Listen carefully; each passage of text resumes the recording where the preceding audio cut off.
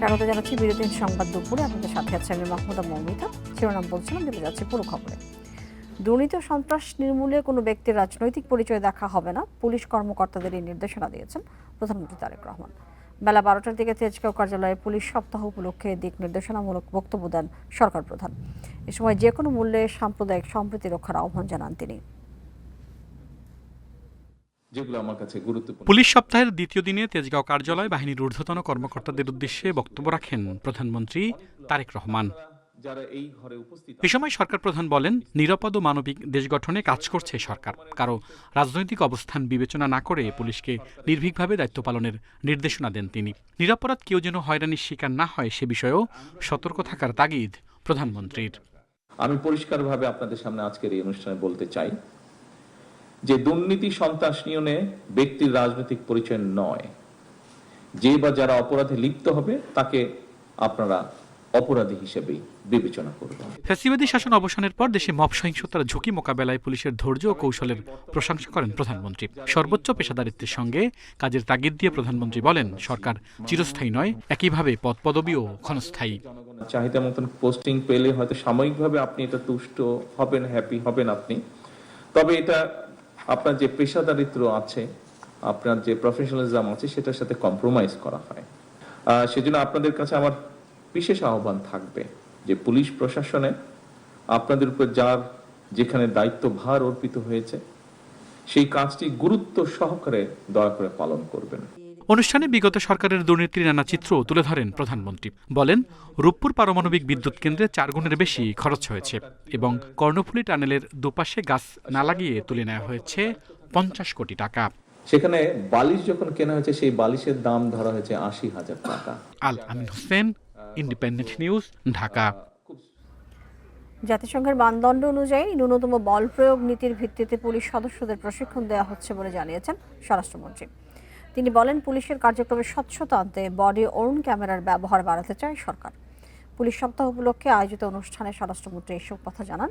এ সময় পুলিশের chain of command ভাঙার বিষয়ে কঠোর হুঁশিয়ারি দেন মন্ত্রী। জানান, বাহিনীর শৃঙ্খলার প্রশ্নে কোনো আপোষ করা হবে না।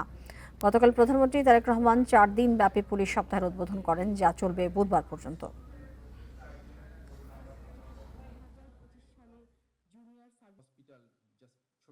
এই প্রতিষ্ঠানকে একটি বিশ্বমানের প্রতিষ্ঠান হিসেবে গড়ে তোলার জন্য যা যা কিছু আমাদের প্রয়োজন এবং বর্তমানের বিশ্বের সাথে পাল্লা দিয়ে যে যে বিষয়গুলো অ্যাড্রেস করা প্রয়োজন সেই বিষয়গুলো আমি মাননীয় প্রধানমন্ত্রীর সামনে উপস্থাপন করছি।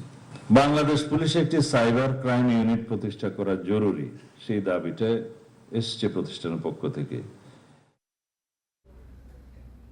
শিশুর শরীরে রোগ প্রতিরোধ ক্ষমতা তৈরি না হওয়া পর্যন্ত হামের সংক্রমণ কমতে সময় লাগবে বলে জানিয়েছেন স্বাস্থ্যমন্ত্রী সরদার মোহাম্মদ সাখাওয়াত হোসেন। বেলা 11:30টায় বরিশাল জেনারেল হাসপাতালে কথা বলেন তিনি। আরও বলেন, ডেঙ্গু মোকাবিলায় মোবাইল হাসপাতাল স্থাপন করছে সরকার। আগামী 3 থেকে 4 মাসের মধ্যে বরিশাল শিশু হাসপাতাল পূর্ণাঙ্গভাবে চালু হবে বলেও জানান স্বাস্থ্যমন্ত্রী। বলেন, আগামী জুলাই থেকে স্বাস্থ্য খাতে 1 লাখ জনবল নিয়োগ করা হবে। এদিকে দায়িত্বে অবহেলার অভিযোগে হাসপাতালের টিকিট বিক্রেতাকে সাময়িক বরখাস্ত করেন স্বাস্থ্যমন্ত্রী।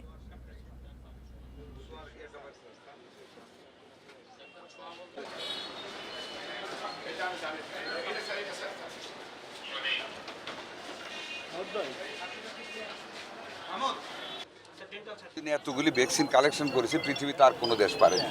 আমাদের হাতে এখন বাফার স্টক আছে। যে দিন টিকাটা দেব সেই দিন থেকে 4 উইকস টাইম লাগবে অ্যান্টিবডি ক্রিয়েট হইতে, কাজে আপনাকে ওই টাইমটুকু দিতে হবে। এ বিষয়ে বরিশাল থেকে জানাবেন সহকর্মী মুরাদ আহমেদ।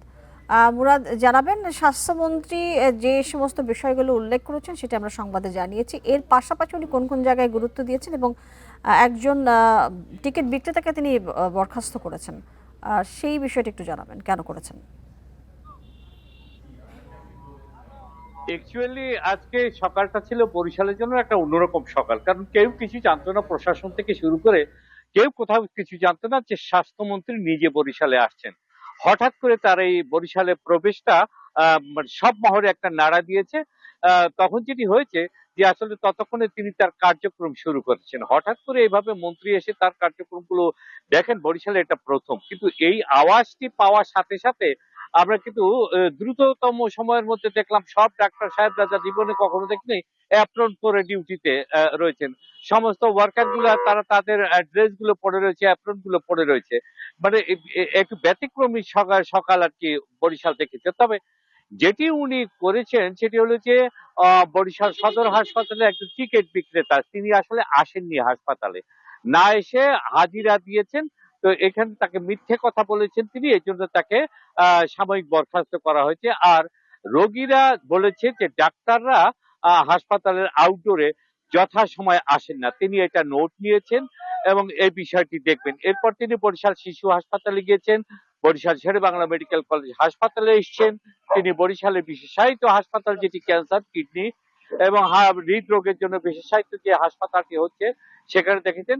বরিশাল মেডিকেলে তিনি যেটি বলে গেছেন যে যত রকম যন্ত্রপাতি, অর্থাৎ ঢাকাগামী রোগী ঠেকাও, বরিশাল বসে চিকিৎসা নিশ্চিত করো, এটাকে তিনি বলেছেন যে এই সব কাগজপত্র আপনার পাঠান দিয়ে যাব। আর বরিশালের দুর্ভাগ্য যেটা এতদিন ছিল, দালানের পর দালান হচ্ছে শিশু হাসপাতাল, বিশেষায়িত হাসপাতাল, চৌদ্দতলা দালান, এই দালানগুলো একটার পর একটা হচ্ছে, কিন্তু জনবল ছিল না। মেডিকেলে আমরা যেটা প্রশ্ন করেছিলাম যে 1964 সালের জনবল দিয়ে বরিশাল শেরে বাংলা মেডিকেল কলেজ এখনো চলছে, এই এত বছরের মধ্যে একজনকে একটা জনবলে একটা পোস্ট বাড়ানো হয়নি। তিনি যেটা বলেছেন যে এটা থাকবে না, 1 লক্ষ জনবল নিয়োগ করা হচ্ছে স্বাস্থ্য খাতে, সেখান থেকে বরিশালের এই অপূর্ণতাকে পূরণ করে দেওয়া হবে। মানুষ প্রতিবারের মতো এবারেও ভালো ভালো কথা শুনেছে, যদি ভালো ভালো কাজ হয় তাহলে সত্যি বরিশালের রোগী যারা আছে তারা অন্তত একটু তৃপ্ত হবে। হাম পরিস্থিতি নিয়ে তিনি কথা বলেছেন, একটু জানাবেন যে আর এই প্রসঙ্গে তিনি কি বলেছেন? একচুয়ালি হাম পরিস্থিতি নিয়ে তিনি যেটা বলেছেন যে বিগত সরকাররা হামের টিকাগুলো আনেনি, সেখানে অনেক শিশু পেন্ডিং হয়ে আছে। আর একটি বিষয় হচ্ছে যে হামের এত দ্রুত আপনি র্যাপিড অ্যাকশন চাইবেন, তাতে তো হামে দেওয়া সম্ভব হচ্ছে না। উনি যেটি বলছেন টিকা এত অল্প সময়ের মধ্যে বিশ্বে কেউ কোনো দেশ এত টিকা জোগাড় করতে পারেনি যা করেছে বাংলাদেশ। তো এখন যেটি হচ্ছে যে হামের টিকা দেওয়ার পর 4 সপ্তাহ, অর্থাৎ রোগ প্রতিরোধক ক্ষমতা যেটিকে বলা হয়, ইমিউনো সিস্টেম ডেভেলপ করতে এই 4 সপ্তাহ সময় লাগবে। এই সময়টাকে একটু সময় দিতে হবে। তারপরে তিনি বলেছেন সংখ্যা অনেক কমে আসছে। আর ডেঙ্গুর ব্যাপারে স্পষ্টই জানিয়ে দিয়েছেন যে ডেঙ্গু প্রস্তুতি আমরা নিয়ে ফেলেছি, পরিচ্ছন্নতার উপর গুরুত্ব দিয়েছেন।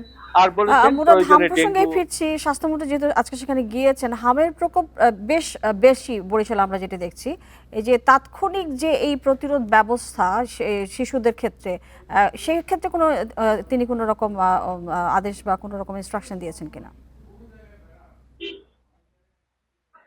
দেখুন, টিকা ব্যবস্থার পরিসংখ্যান উনি দেখেছেন, তো বরিশালে টিকা দানের হার প্রায় 98 এর কাছাকাছি উনাকে যেটা বলা হয়েছে বা যেটি স্বাস্থ্য বিভাগ থেকে বলা হয়েছে, এতে উনি স্যাটিসফ্যাকশন প্রকাশ করছেন। পাশাপাশি যেটা বলেছেন যে উনাকে প্রশ্ন করা হয়েছিল যে আগে যারা এই সেই ত্রুটিগুলো করেছে আপনারা কোনো তদন্ত কমিটি গঠন করে ব্যবস্থা করবেন কিনা। উনি বলেছেন যে তদন্ত কমিটি এগুলো একটু পরে, আগে আমরা আমাদের শিশুদেরকে বাঁচিয়ে নিই, বাঁচিয়ে রেখা শিশুদেরকে বাঁচানোর জন্য যা যা দরকার তা সরকার করছে।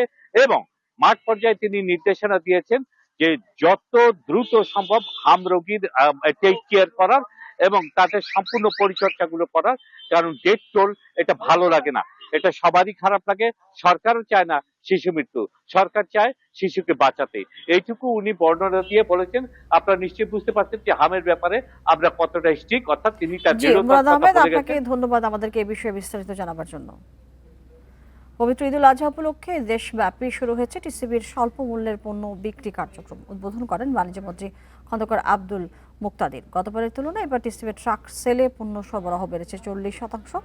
আগামী 21 মে পর্যন্ত চলবে এই কার্যক্রম। প্রতিদিন সারা দেশে 720টি ভ্রাম্যমাণ ট্রাকে বিক্রি হবে টিসিবির পণ্য। একটি ট্রাক থেকে একজন ক্রেতা সর্বোচ্চ 2 লিটার বোতলজাত ভোজ্য তেল, 1 কেজি চিনি এবং 2 কেজি মসুর ডাল কিনতে পারবেন। ভোজ্য তেলের দাম নির্ধারণ করা হয়েছে প্রতি লিটার 130 টাকা। চিনি বিক্রি হবে 80 টাকা প্রতি কেজি এবং মসুর ডালের কেজি 70 টাকা। শুক্রবার ছাড়া টানা 10 দিন প্রতিটি ট্রাক বিভিন্ন পণ্য কিনতে পারবেন 400 জন ক্রেতা। উদ্বোধনের সময় বাণিজ্যমন্ত্রী বলেন, সরকার স্বচ্ছতার সঙ্গে বাজার নিয়ন্ত্রণ করতে চায়। জানান, সিলেট থেকে আসা কিছু পণ্যের সরবরাহ কৃত্রিম বুদ্ধিমত্তার সহায়তায় তদারকি করা হবে।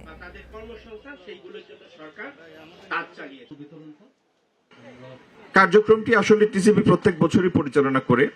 গত রমজানে আমাদের এই ভর্তুকি মূল্যে খাদ্য সামগ্রী মানুষের কাছে পৌঁছে দেওয়ার পরিমাণ ছিল, যাদের কাছে আমরা পৌঁছে দিয়েছি প্রায় 22,08,000 জন।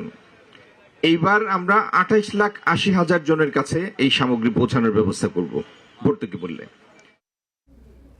জুলাই আন্দোলন দমনে হত্যা সহ 11 মামলায় সাংবাদিক দম্পতি শাকিল আহমেদ এবং ফারজানা রূপককে জামিন দিয়েছেন হাইকোর্ট। এছাড়াও 2টি মামলায় জামিন প্রশ্নে রুল দিয়েছেন আদালত। এই দম্পতির বিরুদ্ধে আরও বেশ কয়েকটি মামলা নিম্ন আদালতে বিচারাধীন। আগামী 14 মে হেফাজতের সমাবেশ ঘিরে শাপলা চত্বর হত্যাযজ্ঞের মামলায় ফারজানা রূপককে হাজির করতে নির্দেশ দিয়েছে আন্তর্জাতিক অপরাধ ট্রাইব্যুনাল। আইনজীবীরা জানান, সোমবার বিচারপতি KM জাহিদ সরওয়ার এবং বিচারপতি শেখ আবু তাহেরের হাইকোর্ট বেঞ্চ জামিনে আদেশ দেন। এছাড়াও তাদের বিরুদ্ধে একটি করে মামলায় কেন জামিন দেওয়া হবে না জানতে চেয়ে রুল দিয়েছেন আদালত। আসামি পক্ষে শুনানি করেন ব্যারিস্টার জ্যোতির্ময় বড়ুয়া আর রাষ্ট্রপক্ষে অতিরিক্ত অ্যাটর্নি জেনারেল অনিক আর হক।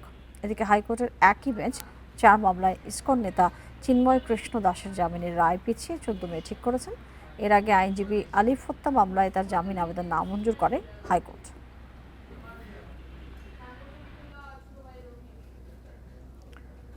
গর্ভের সন্তানের লিঙ্গ নির্ধারণ এবং তা প্রকাশ বন্ধে দেয়া হাইকোর্টের রায়ের পূর্ণাঙ্গ অনুলিপি প্রকাশ পেয়েছে। রায়ে বলা হয়েছে, গর্ভস্থ সন্তানের লিঙ্গ প্রকাশ নারীর প্রতি বৈষম্য সৃষ্টি করে, কন্যা শিশু হত্যায় প্রবণতা বাড়ায় এবং সামাজিক ভারসাম্য নষ্ট করে। এর আগে 2024 সালের 25 ফেব্রুয়ারি বিচারপতি নায়েমা হায়দার এবং বিচারপতি কাজী জিনাত হকের সমন্বয়ে গঠিত হাইকোর্ট বেঞ্চ আদালত এই বিষয়ে সংক্ষিপ্ত রায় ঘোষণা করেছিলেন। রায়ে স্বাস্থ্য অধিদপ্তরকে 6 মাসের মধ্যে অনাগত শিশুর ডায়াগনস্টিক তথ্য সংরক্ষণে কেন্দ্রীয় ডিজিটাল ডাটা বেস তৈরির নির্দেশ দেওয়া হয়। আদালতের পর্যবেক্ষণ, ভ্রূণের লিঙ্গ নির্ধারণ নারীর মর্যাদা, সমতা এবং জীবনের অধিকার লঙ্ঘিত করে।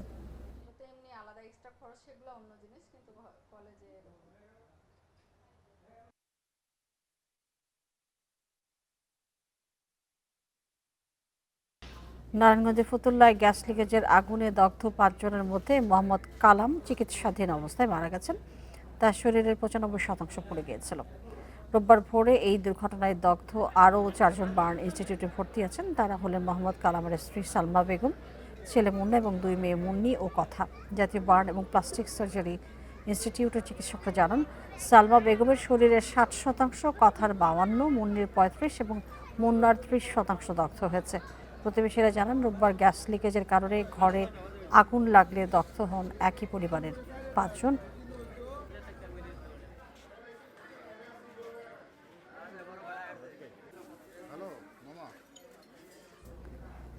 এ বিষয়ে আরো জানাতে নারায়ণগঞ্জ থেকে যুক্ত হচ্ছে সহকর্মী রাকিবুল হাসান। রাকিব, জানাবেন এই যে গতকালকে এবং আজকে পরপর 2টি ঘটনা ফতুল্লায়, এই যে লিকেজ, এই প্রসঙ্গে বিস্তারিত জানাবেন যে এলাকা জুড়ে কোনো ধরনের ঝুঁকি রয়েছে কিনা এই লাইন লিকেজের?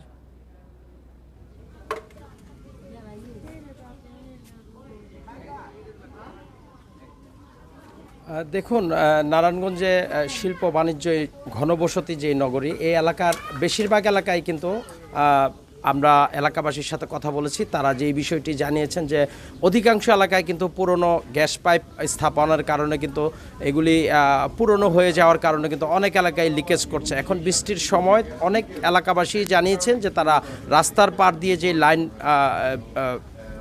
যেগুলি নিয়ে লাইন টানানো হয়েছে, পুরনো লাইন, সেগুলি কিন্তু লিকেজ তারা দেখতে পাচ্ছেন। আপনাকে জানিয়ে রাখতে চাই যে আমি যেই বাড়িতে অবস্থান করছি এটা হচ্ছে লাখিবাজার এলাকা, ফতুল্লার কুতুবপুর।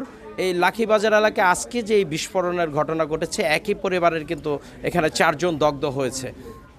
এই 4 জনের মধ্যে 4 জনে কিন্তু ঢাকা বার্ন ইউনিটিতে ভর্তি আছে। আপনার গতকাল ফতুল্লার গিরিদারা এলাকায় কিন্তু একই ঘটনায় প্রায় একই পরিবারের 5 জন দগ্ধ হয়েছিল, সেখানে কিন্তু 1 জন মারা গেছে। তো এই একের পর এক বিস্ফোরণের ঘটনা, এই পুরো বিষয়টি কিন্তু আসলে ম্যাক্সিমাম ক্ষেত্রে যারা ফায়ার সার্ভিসের সাথে আমরা কথা বলেছি, তারা যে বিষয়টি জানিয়েছেন, কিছু ক্ষেত্রে অসচেতনতার কারণে ঘরে গ্যাস জমা হয়ে এই বিস্ফোরণের ঘটনা ঘটছে। আবার এলাকাবাসী একইভাবে অভিযোগ করছেন যে তাদের এই পুরনো পাইপ কিন্তু লিকেজের কারণে অনেক ক্ষেত্রে গ্যাসের চুলার লাইন ঠিক থাকলেও কিন্তু মাটি ফেটে কিন্তু এই পুরনো যে গ্যাস লাইন আছে সেখান থেকে কিন্তু গ্যাস জমা হয়ে গড়ে সিলিন্ডার তৈরি হচ্ছে, পরবর্তীতে কোনো আগুনের সংস্পর্শ আসলে তখন কিন্তু এই বিস্ফোরণের ঘটনা ঘটছে, এমনটাই কিন্তু তারা জানিয়েছেন এবং অভিযোগ করেছেন যে তিতাস গ্যাস কর্তৃপক্ষ এই যে নিয়মিত তাদের তদারকি যে করা বাড়িঘর রয়েছে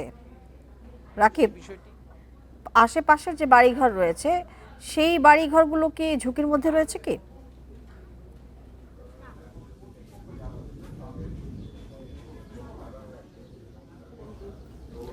এখন পর্যন্ত এখানে ফায়ার সার্ভিসের কর্মকর্তারা এসে এই ঘটনাস্থল পরিদর্শন করে তারা যে বিষয়টি জানিয়েছেন যে এখন আশেপাশের এলাকা নিরাপদ। আমরা যেই গড়টিতে, অর্থাৎ আমার বাঁ পাশে যেই গড়টি আছে এই গড়টিতেই কিন্তু বিস্ফোরণের ঘটনা ঘটেছে এবং এই ঘরে সকাল থেকে গ্যাস জমা ছিল, অর্থাৎ এই গড়টি পুরোই গ্যাস সিলিন্ডার হয়েছিল এবং অন্যান্য যে আশেপাশের বাড়িঘরগুলি আছে সেগুলি এখন পর্যন্ত নিরাপদ এবং এই এলাকাবাসীর মধ্যে যে আতঙ্ক তৈরি হয়েছে, অর্থাৎ আজ সকালে যে বিস্ফোরণের ঘটনা ঘটেছে এলাকাবাসীর মধ্যে কিন্তু এক ধরনের আতঙ্ক বিরাজ করছে।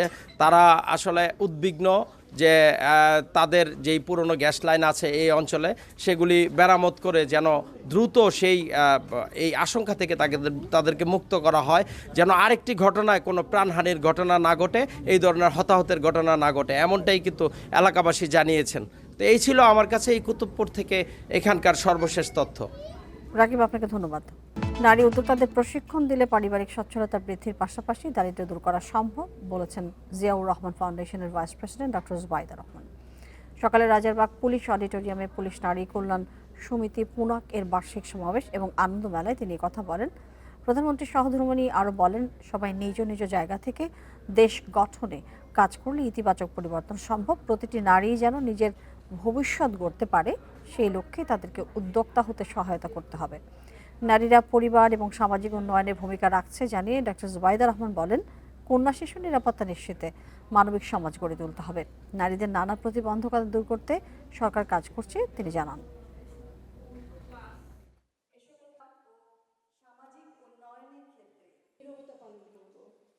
প্রতিটি মেয়ে যে ভবিষ্যৎ নিজের জন্য গড়তে চায় সেই পথে রাষ্ট্র ব্যবস্থা প্রতিবন্ধকতা সৃষ্টির পরিবর্তে তা এগিয়ে নেবে। পারিবারিক সচ্ছলতা বৃদ্ধি ও সন্তানদের শিক্ষা এবং দারিদ্র্য বিমোচনের লক্ষ্যমাত্রা অর্জনের পথ সুগম করা সম্ভব হবে। ফুটপাতে হকার বসানোর অধিকার সিটি কর্পোরেশন নেই। নগর পরিকল্পনাবিদরা বলছেন, পুনর্বাসনের নামে হকার বসিয়ে ফুটপাত এবং রাস্তার দখল বন্ধ করতে হবে। সিটি কর্পোরেশনের দাবি, এক্ষেত্রে মানবিক দিক বিবেচনা করা হচ্ছে, তবে নির্দিষ্ট জায়গার বাইরে দোকান বসালে ব্যবস্থা নেওয়া হবে।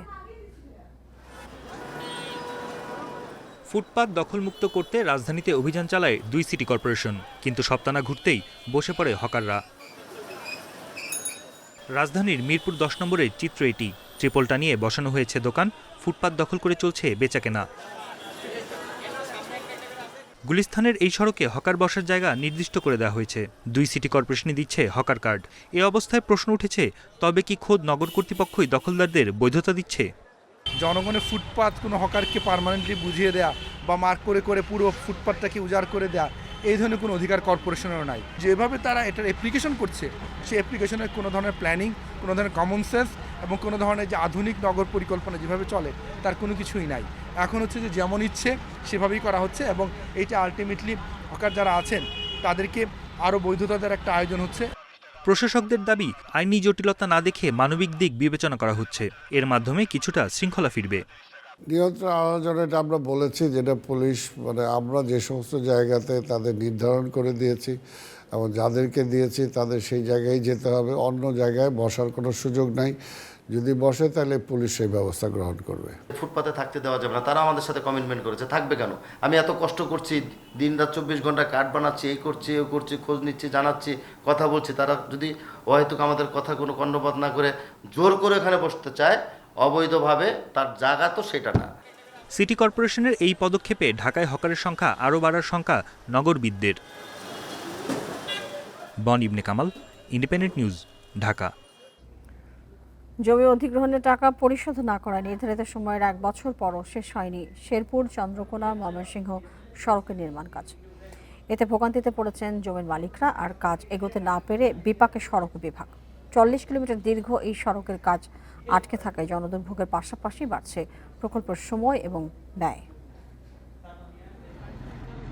শেরপুর থেকে ময়মনসিংহের দূরত্ব 21 কিলোমিটার কমিয়ে আনতে 2022 সালে শুরু হয় উন্নয়ন কাজ। মহাসড়কটি চালু করা গেলে ঢাকা পৌঁছানো যাবে মাত্র 3 ঘন্টায়। কৃষিপণ্য পরিবহন ও শিল্পায়নের মাধ্যমে স্থানীয় অর্থনীতিতেও আসবে গতি, এমন আশা ছিল সবার। উন্নয়নের সেই আসার পথে এখন বড় বাধা ভূমি অধিগ্রহণ জটিলতা। 2025 সালের জুনে কাজ শেষ হওয়ার কথা থাকলেও শেরপুর অংশের 24 কিলোমিটারের মধ্যে এখনও 6 কিলোমিটার রাস্তার কাজ শুরুই করা যায়নি। মালিকরা ভূমি অধিগ্রহণের টাকা না পাওয়ার ছাড়ছেন না তাদের ভিটেমাটি। 7.5% এখানে 5% নিচে গা। আজকাল 1 বছর ধরে মাপজুপি হইতাছে। আমার স্বামী ঘর অসুস্থ, স্ট্রোক করে প্যারালাইসিস। এই রাস্তার টাকা পাইলে আমরা অন্য জায়গায় জায়গা কিনা বাড়ি করব বা দোকানদারি করে খাবো। আমাদের পেটের দায়ে সরকারের কাছে দৃষ্টি আকর্ষণ যে উনি এই রাস্তাটার দিকে একটু নজর দেয় যেন। সড়ক ও জনপথ বিভাগ বলছে 18 কিলোমিটারের কাজ শেষ হয়েছে, তবে বাকি অংশের জমি বুঝে না পাওয়ায় কাজ এগোতে পারছে না ঠিকাদার প্রতিষ্ঠান। আমাদের কাজে মোট অগ্রগতি সন্তোষজনক, কিন্তু এই জমি অধিগ্রহণ না পাওয়ার জন্য আমাদের অনেকাংশে কাজ বন্ধ হয়ে গেছে। বিশেষ করে দ্বিতীয় প্যাকেজে কাজ এগানোর পরে আমাদের টোটাল কাজ বন্ধ হয়ে গেছে, মানে 6 কিলোমিটার একবার নতুন অ্যালাইনমেন্ট। এবং প্রথম প্যাকেজে আমার কাঁসাখোলার যে চৌরাস্তা আছে সেই চৌরাস্তার মধ্যেও আমার কাজটা বন্ধ রয়েছে। সড়ক বিভাগ সমস্যার দ্রুত সমাধান চাইলেও জেলা প্রশাসন দিচ্ছে আশ্বাসের বাণী। অধিগ্রহণের বিষয়টা স্বাভাবিকভাবে প্রসেসটা একটু লম্বা হয়। আমরা চেষ্টা করছি যত প্রসেসগুলো খুব দ্রুত শেষ করার জন্য। এর মধ্যে আমাদের কানাসাখোলা একটা জেলা পরিষদ মার্কেট আছে, মার্কেটের উপর দিয়েও রাস্তা হবে। জমি অধিগ্রহণ ও যাবতীয় জটিলতা কাটিয়ে দ্রুত জনদুর্ভোগ কমানোর দাবি জানিয়েছে শেরপুরবাসী। Independent news.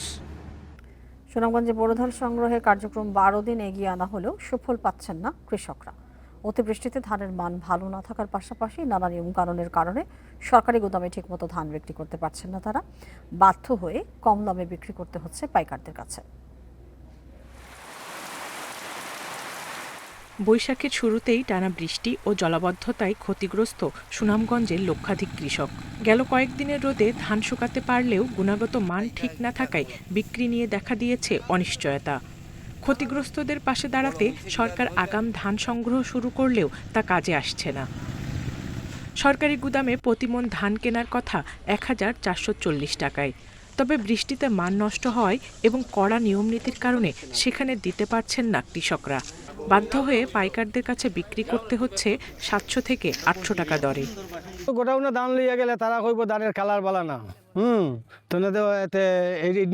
নিচ্ছি তুই ওয়েটিং ফালাইয়া। সরকার দিচ্ছে 1450 টাকা রেট, মানে আমরা পাইকারি ইয়া কয় 750, সর্বোচ্চ 800, মানে এতে তো আরো মরার করার কা। ধানের দামও নাই, খামলারে 1300 টাকার ধান কাটাইছি, এই অবস্থায় আমরা আছে এখন। কৃষকদের কাছ থেকে ন্যায্য মূল্যে ধান সংগ্রহের দাবি অধিকার কর্মীদের। ধান সংগ্রহের যে কঠিন নীতিমালা প্রণয়ন করেছে সেই নীতিমালা শিথিল করতে হবে এবং সুনামগঞ্জের কৃষকদের জন্য এবার উন্মুক্ত করে দিতে হবে যে কৃষক যত পরিমাণ দান দিতে পারে সেই দানেই সরকারকে সংগ্রহ করতে হবে। এবার জেলার 12 উপজেলায় সরকারিভাবে 21,349 মেট্রিক টন ধান সংগ্রহের লক্ষ্য থাকলেও এক সপ্তাহে হয়েছে মাত্র 152 মেট্রিক টন। তবে লক্ষ্য পূরণ হবে বলে আশা সংশ্লিষ্ট কর্মকর্তার। কৃষকদের যে সাড়া পাচ্ছি, এই সাড়া যদি আমাদের ঠিক থাকে তাহলে আমরা 31শে আগস্ট ভিতরে আমাদের লক্ষ্যমাত্রা পূরণ করতে হবে। আমরা শতভাগ লক্ষ্যমাত্রা ইনশাল্লাহ পূরণ করতে পারবো। কোনো কৃষক যত হয়রানি না হয় এ বিষয়ে খাদ্য বিভাগের সকল কর্মকর্তাদের নির্দেশ দেওয়া আছে যে আমরা কৃষক বান্ধব পরিবেশ তৈরি করব। কৃষকদের যেন আমরা তাদের ন্যায্য মূল্য যে সরকার দিয়েছে এই সরকার যেন এই ন্যায্য মূল্য তারা পায়।